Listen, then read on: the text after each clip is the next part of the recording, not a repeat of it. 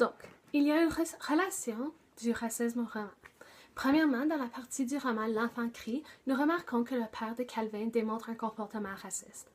Le jour que la chienne a mordu le petit garçon indien, le père de Calvin voulait le laisser seul dans la forêt sans le soigner. De plus, Calvin était conscient de ce qui s'était passé et trouvait que la façon dont son père avait réagi n'était pas responsable.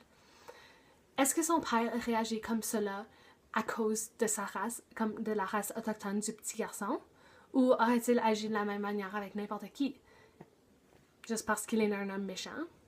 Cependant, la mère de Calvin, elle était en désaccord avec le choix de son mari. Elle voulait amener le petit garçon chez eux et le soigner à leur chalet. En somme, ces exemples nous permettent de réaliser comment facile qu'il est de reconnaître les actions racistes. Est-ce que le père de Calvin avait été élevé de cette façon?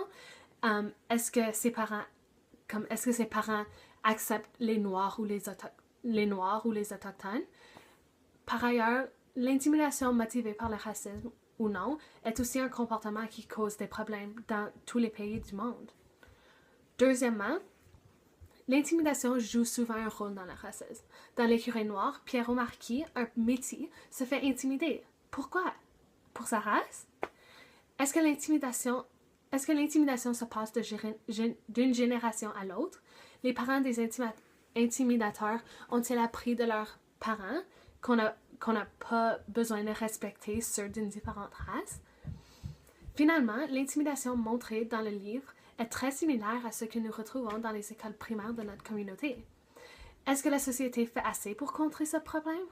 Le racisme a toujours existé, mais nous pouvons voir la différence et l'évolution du racisme entre le temps de nos grands-parents et de nos jours. Troisièmement, le grand-père de Pierrot Marquis est un homme de culture différente. Il s'est battu dans la guerre.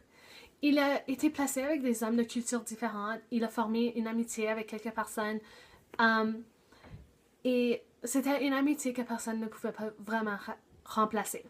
Lorsque Noé, le grand-père de Pierrot, est retourné de la guerre, le racisme est devenu un problème, car il a été refusé un emploi à la municipalité. Aussi, il n'a même pas été invité à la fête des anciens combattants. C'est comme si la société a vite oublié son rôle dans la guerre. Malgré les contributions importantes de minorités visibles différentes, le racisme est encore présent de nos jours et ça va rester pour toujours.